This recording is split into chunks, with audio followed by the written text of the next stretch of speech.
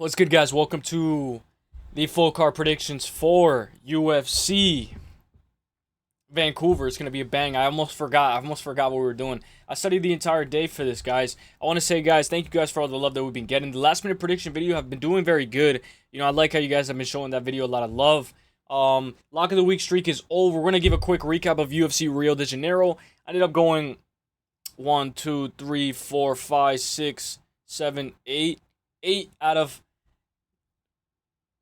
12. And this is a little bit crazy. It's a little bit crazy because, I did go Gamrot. I was on Gamrot. I was very heavy on Gamrot, but I kind of fall into the story. I fall into he's taking it on short notice. It's now or never. I fall into that. So I got to, get back on track with the main events because Uncle Live and Gamrot, I got both of those wrong.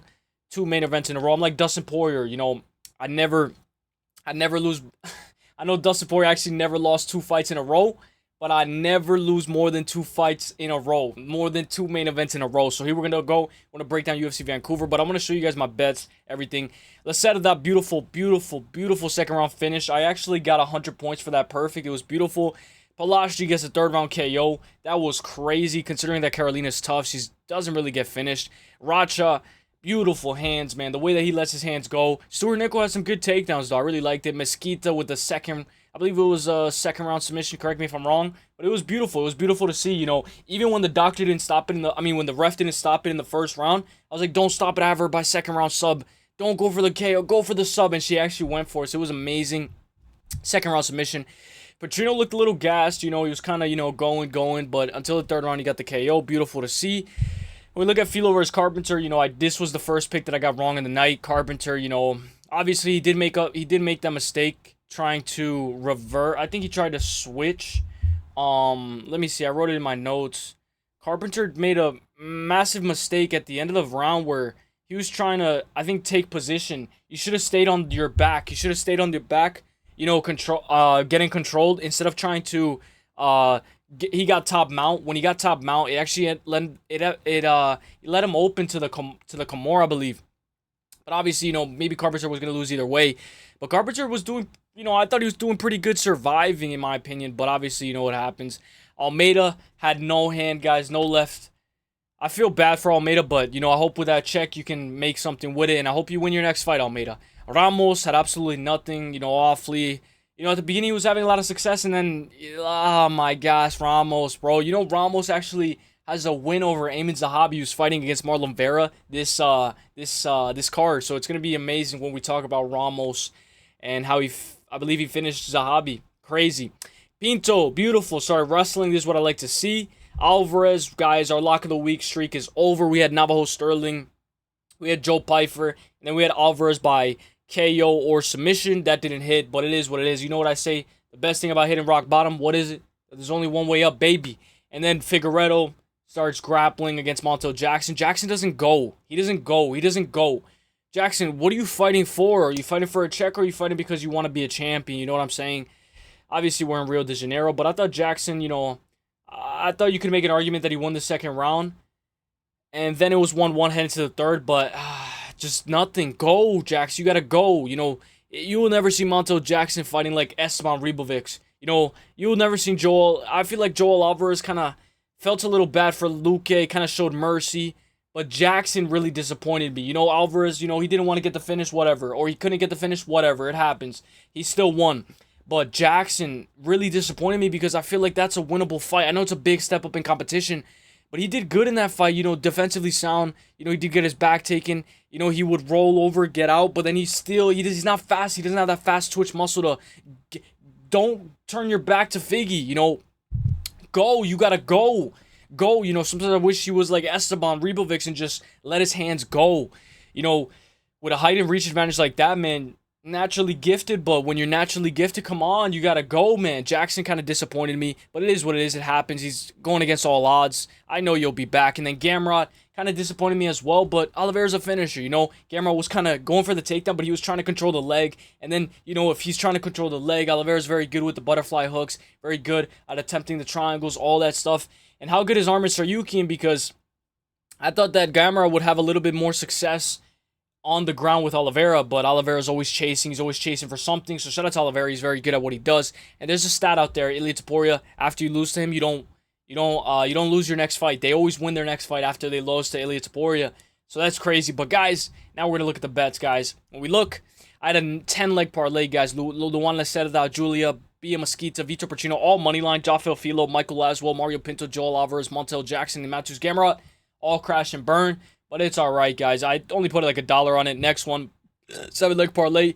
Lucas Racha, Bias Mesquita by submission on points. Vitor Porcino, Michael Laswell, Mario Pinto, Alvarez by KO submission, and Jackson by points. It wouldn't have hit anyway. I'm showing you guys. Guys, I didn't have any success because I was kind of outside. I was kind of like in and out. I didn't really have that much success. But I did have a lot of parlays with Jackson, even just Alvarez money line.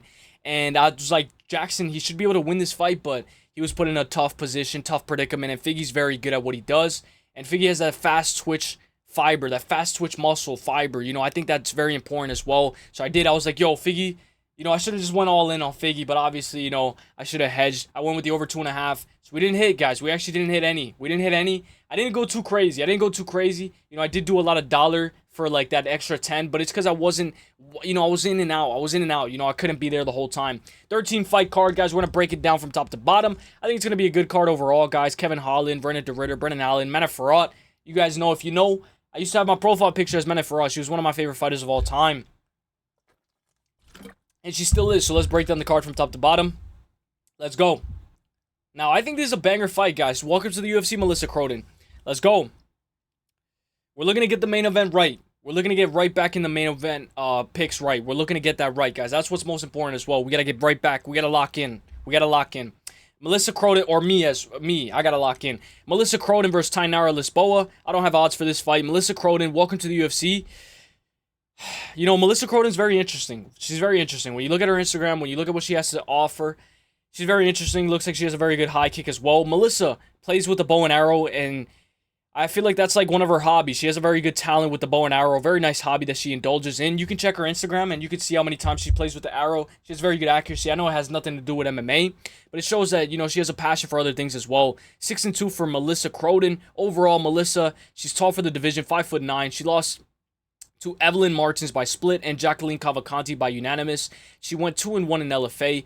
Melissa is a striker, and what, her losing to Cavalcanti, I rated that very highly. I know it's a loss unanimously, but I still rate that highly because Cavalcanti is very good at what she does. She started as a kid with Taekwondo, then she did Muay Thai. She has a very nice high kick. She can set it up very well. She can get out grappled, be open to a takedown. Melissa is a great addition to the division. Matched up against Tainara Lisboa. Lisboa can't wrestle if her life depended on it. I picked her in her last fight against Luana Santos. She ended up having absolutely nothing for Luana Santos, and she got subbed by an Americana. Lisboa was 7-3 overall, lost twice by sub and once by decision. She was on a 5-fight win streak at one point. I rated her highly because of her fights with Valentina Shevchenko in kickboxing and I believe in Muay Thai. She's a good striker, but she needs to polish her takedown defense. Good knees, good front forward pressure. She does try to get up if taken down. She has good accuracy as well. This should be a fun fight. A striker's delight in my opinion. I think Lisboa might shoot. I hope Melissa's ready for the bright lights, under the bright lights. One of my favorite performances was Michelle Montague at Perth. I really liked the way that she performed on her UFC debut. I would like Melissa Croden to replicate the exact same thing, but she's not a grappler. She's a striker. I think that Melissa should be able to get the job done. Many fighters get nervous under the bright lights, which is something that we have to bring up into consideration. And if this is the first fight of the night, sometimes, if you're the first fight, you get the first, you get jitters, Croden's going to be the pick for the dub. But I think Lisboa is a vet, and she's very well-rounded, I'd say. She's very good at what she does, and this fight might be a lot closer than a lot of people think. The Cavalcanti loss has aged well for Melissa Croden as well. But guys, look at Majority Tapology. Majority Tapology going Lisboa. I'm going to go with Melissa Croden to have a successful debut. Show me what you got, my girl. Show me what you got, but let's see. Azamat Bekoev versus Yousri Belgaroui. No odds for this fight. This is a good scrap. I always like seeing Bekoev fight. This fight was supposed to happen back in August, but Yousri couldn't get the visa in time. Bekoev was supposed to fight Torres Finney originally, but that fight fell through, so now we are here.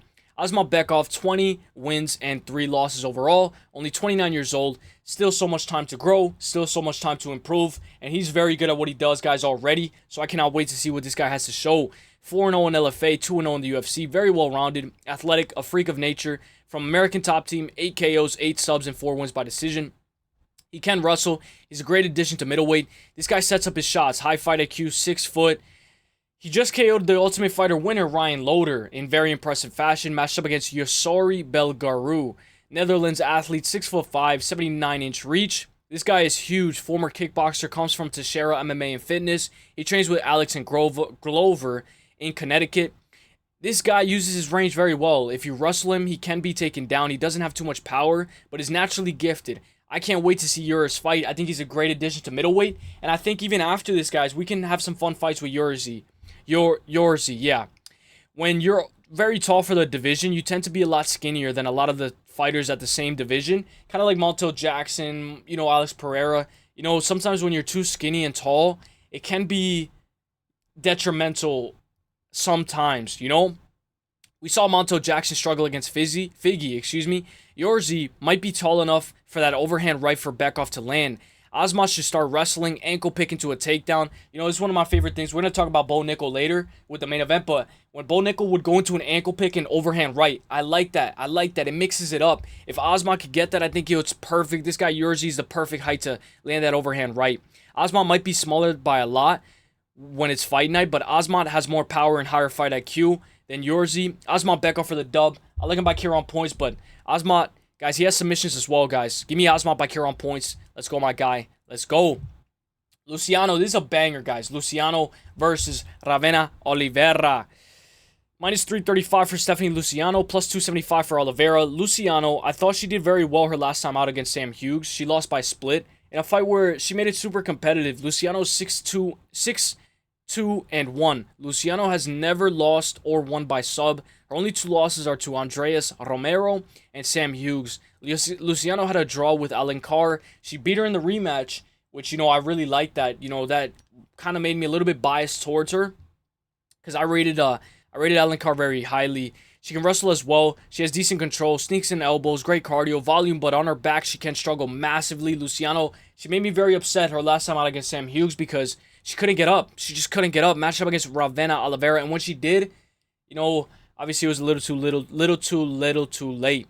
Ravena Oliveira is 7-2-1, Muay Thai striker. She marches forward, low hands, good teep kick, a bunch of volume on volume. Oliveira is 0-1 in the UFC. She had a draw with Amanda Fiera, lost to Weleska Souza by choke, and most recently lost to Tainara Lisboa in October 2023. We talked about Tainara, earlier down the card.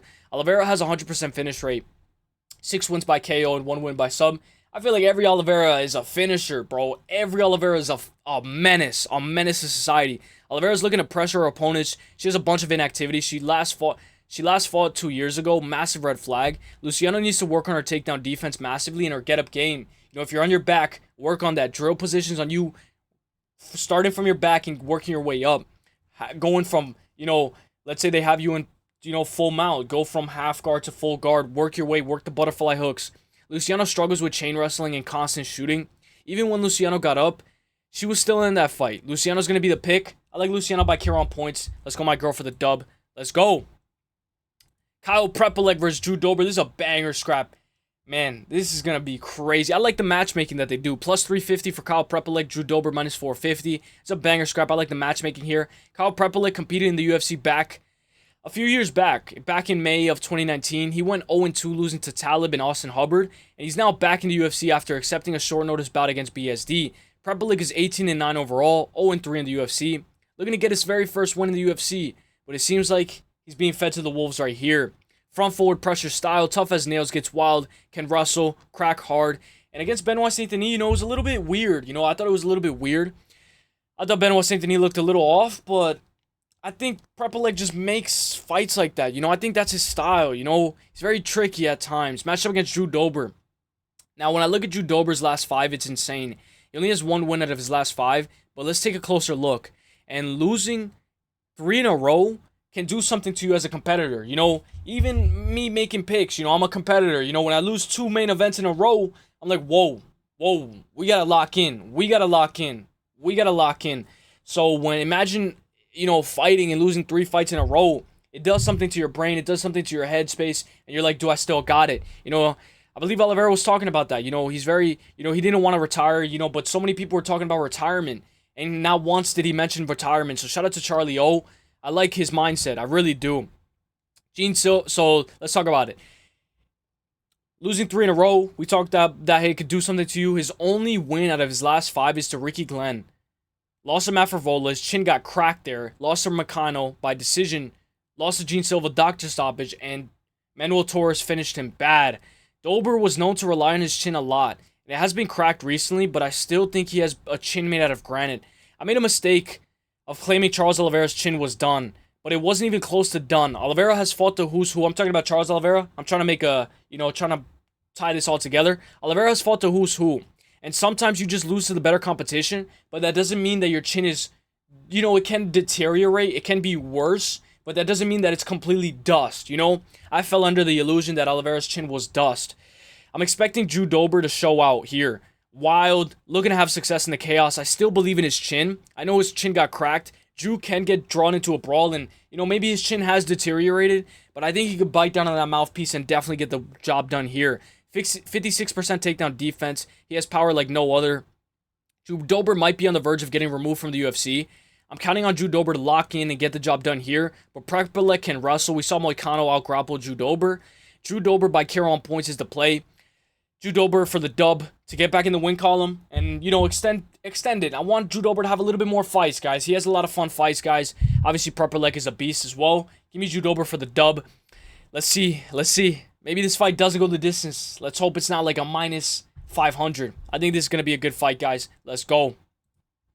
Danny Barlow versus Djorden Santos. I believe this is Danny Barlow's debut at middleweight, so this is going to be very interesting. Danny Barlow minus 240, Djorden Santos plus 205. Very interesting scrap. This guy, Djorden Santos, is so tricky. He lost his fight to Ozzy Diaz, but honestly, he could have won that fight. I thought he won that fight. I got to you know, it's like one of those fights where, like, oh, it just got me so frustrated. I remember watching it and just thinking, like, oh my gosh, like, Djorden, come on, Djorden. Danny Barlow, left hand to God. I like his nickname. 9-1. Great management of distance. Looks to stay on the outside. Looks to implement damage, counter. Stays composed and can go full 15. Barlow's 2-1 in the UFC. Lost to Sam Patterson 7 months ago. Good low kicks. I believe Barlow's moving up to middleweight since losing at welterweight.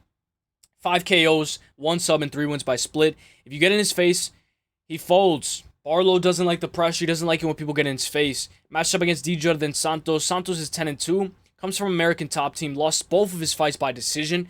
Djorden is mediocre. He constantly just doesn't do enough. He had success against Ozzy Diaz. Landed a lot of strikes against him, and he could have won that fight, but he just didn't. And guys, fights like Djorden Santos, fighters like Djorden Santos are guys that are like, you know, I don't know. I don't really like fighters like Djorden Santos. Danny Barlow has power. He lost to Sam Peterson. No shame. Patterson is on a 4-fight win streak. If you pressure Danny, you can get in his face, throw volume, you can have success. I like Danny Barlow by KO on points. Give me Danny Barlow for the dub. You know, I did pick Djorden Santos against Ozzy Diaz. But, you know, he still lost that fight. I really thought that he could have won that fight, but obviously, it is what it is. Give me Danny Barlow by KO on points. Let's go, my guy. Let's go. Bruno Silva versus Hung Sung Park. This is going to be a banger scrap, guys. I love this scrap. Bruno Silva plus 205, Hung Sung Park minus 240. This is a good fight. Bruno Silva is always in a fun scrap. 14-7 overall, 4-4 in the UFC. He was on a tear when he was on a 4-fight win streak. He beat JP Buys, Victor Rodriguez, Tyson Nam, Cody Djorden, which was a great comeback win, guys. And guys, let me just see if I'm getting this right. Victor Rodriguez, yes. And that Cody Djorden fight was a great comeback win. Bruno has a brutal uppercut, has great BJJ, but he can brawl. And he can get drawn into a brawl a little bit way too much. He eats one to give one. Sometimes he just jumps into the fire. He has brutal KO power, especially for 125. But he's on a 2-fight losing skid. Losing to the best of in his division. Joshua Van and Manel Cap. He got KO'd. He got TKO'd twice. Silva can sometimes get way too reckless for my liking. Matchup against Hung Sung Park. Park is tough, but is so open to a sub. I know it's against Tainara, but, you know, you would think that a guy with that much wins by submission would learn how to defend a submission. You know, how to have a little bit more better, you know, defend a face crank, you know, but it is what it is. Tainara is very good. I expected him to do a lot better against Tainara and survive against Tainara. But Tainara's just that good. 10-1 for Park. He has an excellent submission game offensively. 4 wins by KO and 5 wins by sub. And 1 win by decision. Park can shoot. Excellent shot selection. Decent takedown defense. He needs to get going in the grappling or else he may be tagged up against Bruno Silva. Park's record is a bit questionable. But I still think Hang Sung Park can win this fight. Park has great control. Good top control. Land pepper shots. It's just that if he isn't as good as I think he may be in a little bit of a issue here, guys. This is a very good matchmaking fight. Bruno can find that uppercut if Park shoots. The pick is going to be Hang Sung Park. Park by KO on points. Threaten the rear naked choke. We've seen guys learn from their losses and use it in their next fight. And I would like him to use that face crank. You know that face crank that Tainara got him in? Use that face crank. You know Dustin Poirier was a guy that he would lose one way and he would learn. He lost to Khabib, and he would learn. He would implement wrestling in his next fight. Against Dan Hooker, he implemented the wrestling. And I like it when fighters implement what they learned from their last fight, even if it was a loss, in their next fight. I would like him to use that face crank. Threaten it. I notice a lot of people with that face crank, they get a little nervous. They get really nervous, especially Gamrot. Gamrot with that face crank, threatening the rear naked choke, trying to defend. You get nervous, you get the pressure. I think that face crank, that rear naked choke threat is a lot. Give me Hang Sung Park for the dub. I think he should be able to gain control, land damage from top mount, or take his back and get the ball rolling. Enter your flow state, Hang Sung Park, because that's when you do your best. Give me Hang Sung Park for the dub. Charles Jourdain versus Davey Grant. Now, this is a banger. Charles Jourdain, -110. Davey Grant, -110. Davey Grant is tough as nails. He's 40 at bantamweight. I don't know how he does it, but he does it. Davey Grant, 15-7 overall, 4-1 out of his last 5. Only most recent loss is to Daniel Marcos by split. He has wins over Louis Smolka. Who remembers Louis Smolka? I remember that guy. Everybody was talking about that guy back in the day. Rafael Assunção, Roman Tavares, and Damon Blackshear. He has an insane resume already. I remember when Davey Grant fought Marlon Vera back in 2021, June 19th. They got fight of the night. Grant is a vet, 8-6 in the UFC. And when you look at who he's faced, you can tell Grant can still hang in with the young dogs. And especially the top echelon of the division. He's super technical and he doesn't just give up when things don't go his way. Great BJJ, high fight IQ, volume, and tough. Matched up against Charles Jourdain. Jourdain is tricky. I remember him being hyped up for that Sparta kick at one point. Jourdain is fast. Each one's a give one, but is exciting. But he looks to keep the pressure. Good kicks overall. 16-8, 7-7 in the UFC. 10 years younger than Grant. He is 3-2 out of his last 5, losing to Sean Woodson by split and Gene Silva by TKO. He beat Victor Henry with a nice gilly, but he was taken down a lot in that fight. He was taken out 4 times in that fight. Charles Jourdain sometimes has to play catch-up. Sometimes Jourdain is a gamble. Roll the dice, flip a quarter, and see if he wins. Jourdain is the hometown guy. Jourdain's brother, I think, is the better than Charles Jourdain himself. I think Jourdain's brother, the one that was on Dana White Contender Series, I think he's better than Charles Jourdain. I think he has a higher ceiling. Jourdain can wrestle. He's wrestled before against Silva, but his takedowns were a little too telegraphed. Grant's a veteran I can't keep picking against. He is 39, but I've made my mistake constantly picking against Grant. And you got to learn, they say that the definition of stupidity or, insanity is repeating the same thing over and over and expecting a different outcome. Guys, even against Daniel Marcos, Davey Grant looked good. The only time that I picked against Davey Grant and I was right was Daniel Marcos, guys. And then I was wrong the other 4 times. But Charles Jourdain can give him glimpses. Charles Jourdain can have success. He can have glimpses of success. I'm going to go Grant by KO on points. Grant by submission on points. He got an inverted triangle on Rafael Assunção, which was beautiful. Give me Grant. Let's go Davey Grant for the dub. Let's go, my guy. Let's go. Matt Frevola versus Kyle Nelson. Kyle Nelson +116. Matt Frevola -136. This is a banger scrap war. Kyle Nelson 16-6-1. 34 years old. 3-1-1 out of his last 5. He did go to a draw with Doo-Ho Choi. Decent takedown defense. Kyle 6 wins by KO, 4 wins by sub, and 6 wins by decision. 2 of them being by split. 4 and 5 out of his 4 and 5 in the UFC for Nelson. He was on a 3-fight win streak at one point, beating Blake Bilder, Fernando Padilla, and Bill Algeo. He can scramble and reverse very well. Negative striking differential for Kyle Nelson. He is tough as nails. He lost to Steve Garcia not too long ago. He was grappling so heavy and he looked like he had a path to victory up until Steve Garcia got up and he just started beating him. I believe he landed a nice, I forgot what it was, like an elbow. And Nelson's head, you can see there was a massive bump on it. Matched up against Steamroller Frevola. Frevola is 11-5-1, 35 years old. Frevola gets wild. He eats one to give one. 4 KOs, 3 wins by sub, and 4 wins by decision. But Frevola has been finished 4 times out of his last 5 losses, guys. This is going to be crazy, guys. This is going to be crazy. In the UFC, Frevola is 5-5. He went to a draw with the GOAT, Lando Vannata. Lando Vannata was one of my favorite fighters of all time. I remember rewatching all of Lando Vannata's fights. One of my favorite fighters to rewatch. At one point, yeah, he throws wild. He just gets in your face. Frevola, he's just not as technical as I would like him to be, but he can make things work in the chaos. Averages 2 takedowns per fight. He can sometimes get caught off the cage. Like, when he's off that black line, guys, that black line, like, when he's behind that black line, he gets caught way too much, guys, when he's on the fence. He got caught up against the fence. Lost a BSD by brutal head kick against the fence when he was running. He was running against the fence, got caught.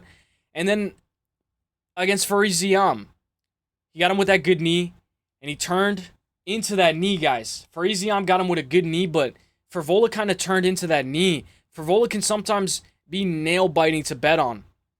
Especially here. Both of these guys are just going to go to war. Throw the kitchen sink at each other. Nelson has a more solid chin. Every time Frevola loses, it's devastating. This is a hard fight to pick. But I'm going to go with Frevola, guys. Frevola by KO on points. But Nelson will def shoot. So Frevola, you better be prepared. Fight ends by KO. Fight doesn't go the distance. Frevola by KO. Frevola by KO on points. Low confidence. Let's go, my guy, Frevola. Let's go. Show us what you got, my guy. Show us what you got. But this is going to be a fucking war.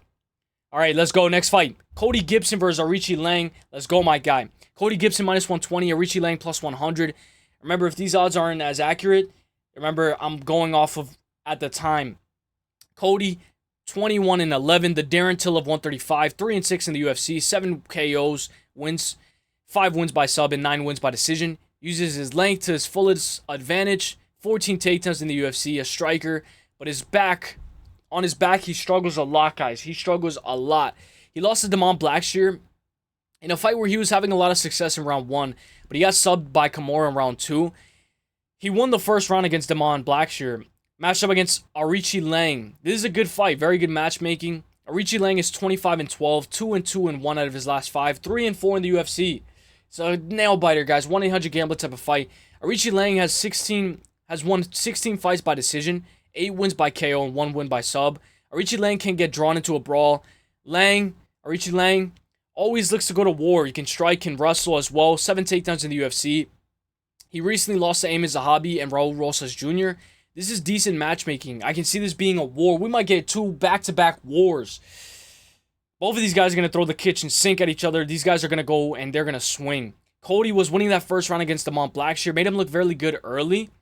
But I think that Cody being 38 is a massive factor we have to take into consideration. I don't like to touch this fight, 1-800-GAMBLER, but the pick is going to be Cody Gibson. Super low confidence, guys, super low confidence. But I don't want him to have success early and then just gas. You know, sometimes Cody has success early and then he just loses the fight. I'm going to go with my guy Cody Gibson. But Aoriqileng is a very good, this is a very good spot. I would probably do something like I did with Jafel Filo and Clayton Carpenter, where we put him in a different parlay. Filo in one parlay, Carpenter in one parlay. I'm going to go Cody Gibson, money line. Let's go, my guy. Let's go. Manon Fiorot versus Jasmine Jasdavicius. One of my favorite fights on the card. Minus 230 for Manon Fiorot, Jasmine Jasdavicius. Plus 176. Former title challenger Manon Fiorot. Pretty huge for 125. Number 2 ranked Manon Fiorot versus number 5 ranked Jazzy J. Remember, I'm going off of the UFC website. On Tapology, it says number 3 versus number 6. But on UFC website, it says number 2 versus number 5. And I think it makes sense because Natalia Silva's number 1 contender. I mean, unless Manon Fiorot's number 3 contender because somebody else took her spot. But Alexa, I believe, is number 3 and Manon's number 2. Guys, one of my favorite fighters in the world, Manon Fiorot. Former title challenger. Manon is light on her toes. One of my favorite fighters of all time. I'm biased towards her. I truly believe she did her best against Valentina Shevchenko. I had a 2-2 heading into the 5th. And up until she was taken down in round 5, I had her winning. 12-2 overall. 7-1 in the UFC. She lost her very first pro bout against Leah McCourt, and then she lost most recently against Valentina Shevchenko. No shame into losing to Val at all. She has wins over Tabitha Ricci, Erin Blanchfield, Rose Namajunas, and Mayra Bueno Silva. She has good accuracy. If taken down, she can get up. She does point fight, positive striking differential. She managed to take down Valentina Shevchenko. I know it was 1 out of 12 takedowns, but it's a pretty impressive stat, you know, to take down Valentina Shevchenko, to say the least. You know, she's a striker. She can mix it up as well. 87% takedown defense, matched up against Jasmine Jasdavicius. Jasmine is a is Canadian, and she's a wrestler. And she can strike as well. Who will have the hometown crowd advantage. 14-3 overall, and I don't like it when they do that thing with the judges, like if we're in Brazil and the, you know, Jason Herzog lets Lucas Almeida just get annihilated out there, and he just stops it so late. You know, when we go to a different area, it's way too biased. Way too biased. Look at Alvarez and Luque. You know, they're stopping the fight because of an eye poke that wasn't really an eye poke, and it's like way too biased. It's like, whoa. You know, I got to take that into consideration a little bit more. You know, Jasmine is a lot. You know, she's one of my favorite fighters as well, so this is why I'm torn apart. It's like when you have, like, two girls that like you and you want to choose which one, you know, which one you like more because you got to choose one. Choose me, no, choose me. Oh, but this, you know, you're torn apart. You know, you're torn apart.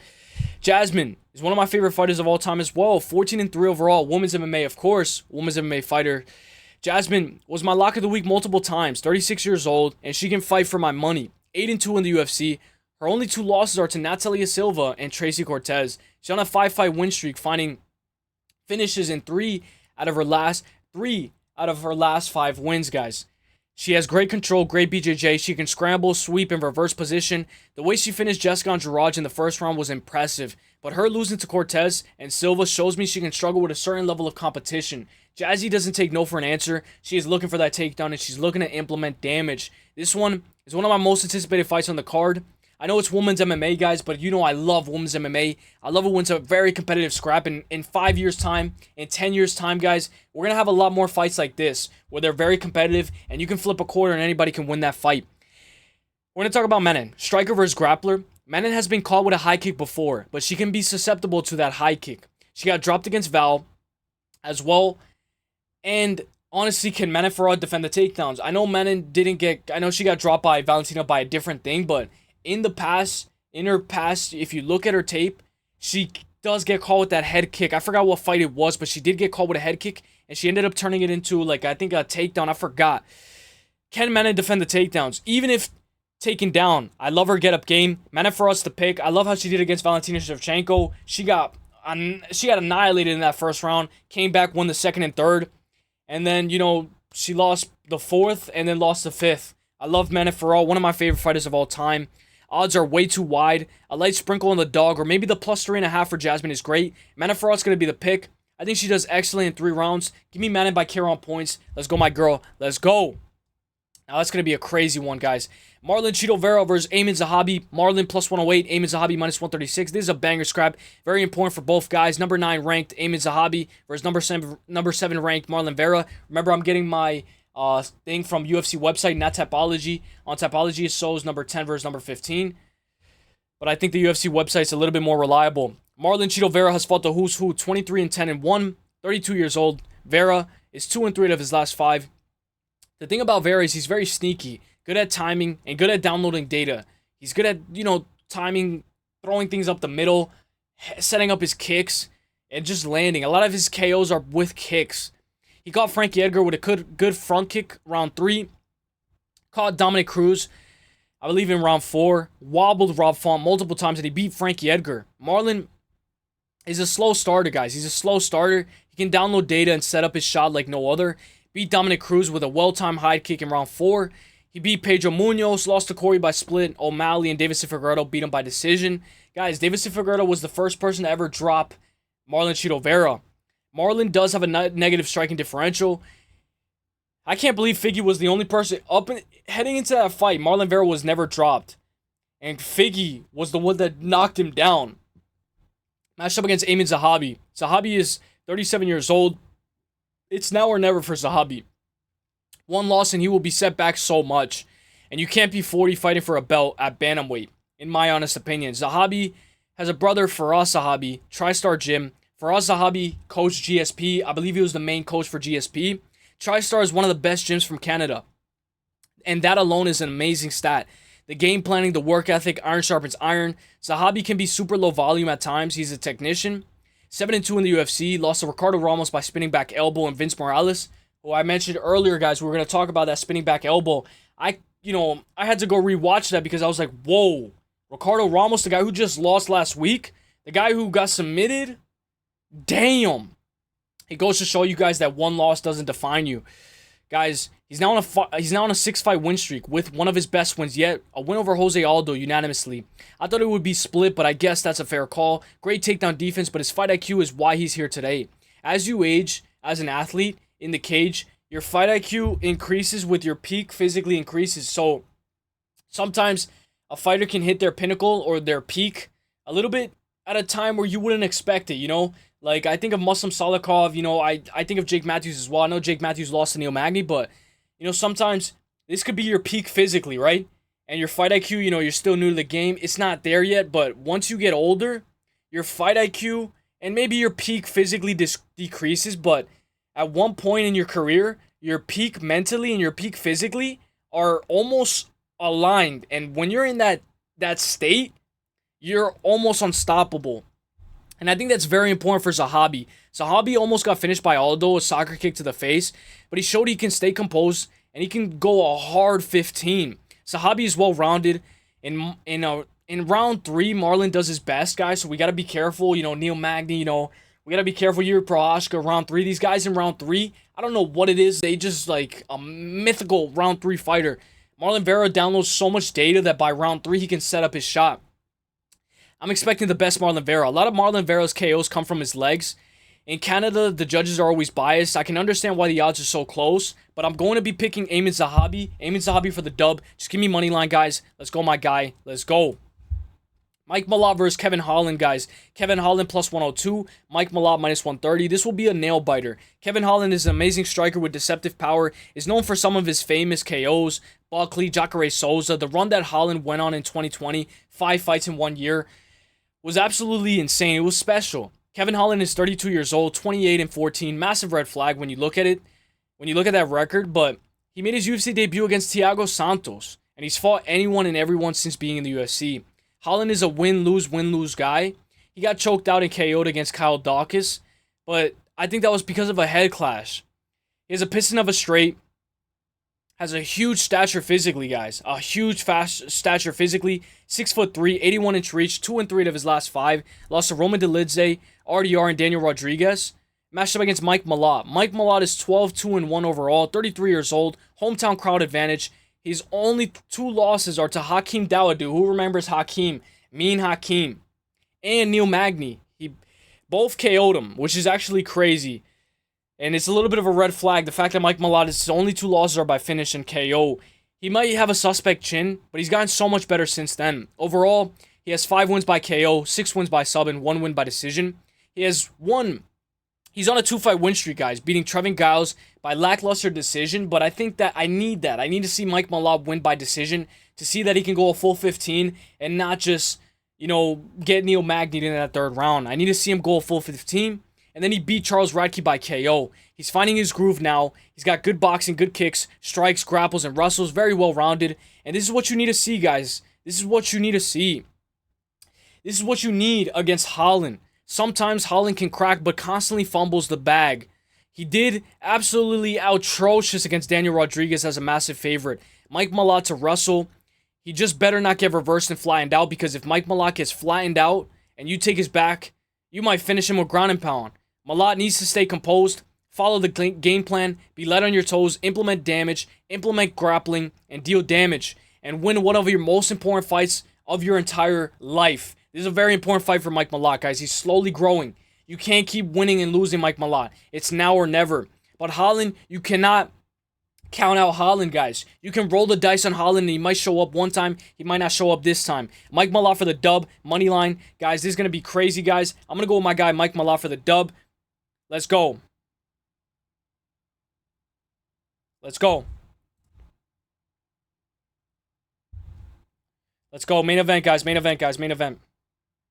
Rainer de Ridder minus 215. Brendan Allen plus 164. Let's break it down. Rainer de Ridder minus 215. Brendan Allen plus 164. Main event, boys and girls.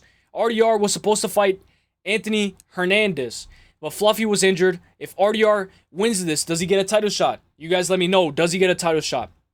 After RDR beat Bo Nickal, I was blown away whoa, who is this guy? Obviously, I knew who he was, but I was like, whoa, this guy is a problem, a real problem. RDR made waves since his UFC debut. Former 2-division champ in 1FC. He did lose both of his belts to the same guy, Antonio Malcani, and that's what I overlooked him for at the beginning.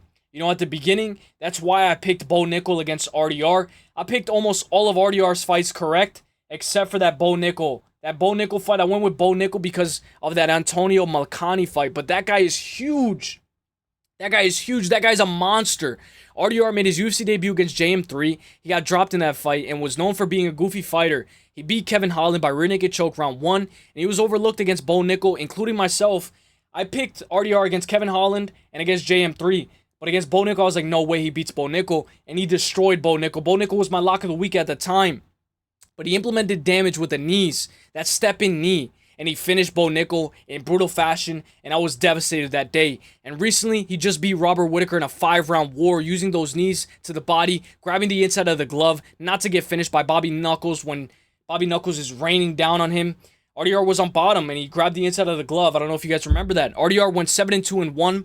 He's a finisher, 4-0 in the UFC, only went the distance 3 times, 14 subs overall, 4 wins by KO, decent takedowns, but his height at 6'4" and his reach advantage is what makes him the full complete monster that he is today, guys. That jumping knee is one of his best weapons in his arsenal. He's huge, and he can go a full 25, as we've seen against Rob. Matched up against BJJ black belt Brendan Allen. Allen fought Anthony Fluffy Hernandez twice.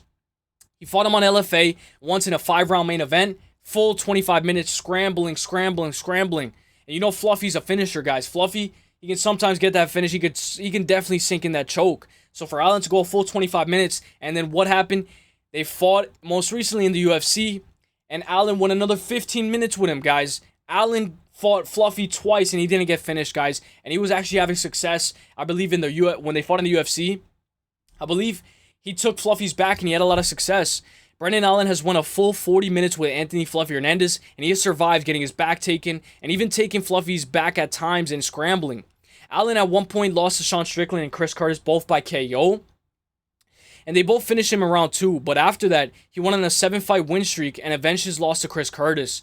But then, he lost his next 2 fights to Fluffy and Imavov.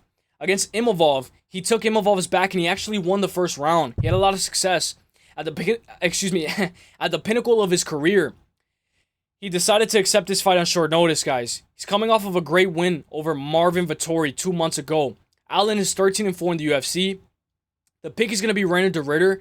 I think he should be able to implement damage with that step-in knee, zap Brendan Allen's cardio, because Allen's cardio is a little bit questionable. We've seen him go 25 against Chris Curtis in the rematch.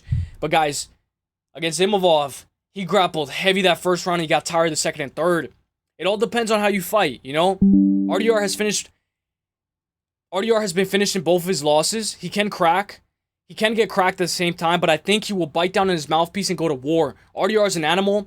This is surprisingly a very interesting matchup. Even with losing to Fluffy, this matchup is very exciting. Even though Fluffy was supposed to be here, #1 contender matchup, I think this is a very important matchup for RDR to have. You know, a very important fight for him.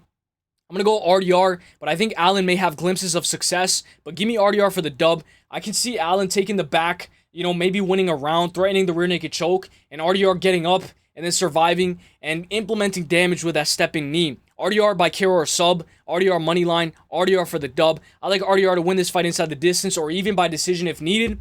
Allen is a better hammer than he is a nail, guys. Give me RDR for the dub. Let's see if we get this main event right, guys. We lost with Uncle Live and Gamrot. I'm looking to get this main event right, guys. I'm looking to get the prediction right. Let's go. Let me know what you guys think, guys. Let me know who you guys got. It's a beautiful 13-fight card. We got Dana White Contender Series on Tuesday. The last Dana White Contender Series of 2025, guys. So tune in on Monday and Tuesday. I'm going to be live both of those days. God bless. The best is blessed. Last Dana White Contender Series, a little bit bittersweet, but supposedly it's going to be a 6-fight main card. Let's hope all 6 fights remain intact. We've never had a 6-fight main card for Dana White Contender Series. That would be a great way to end it off with a bang. So let's go. Peace. I'll see you guys in the next one. Have a great day. God bless. Hey, peace.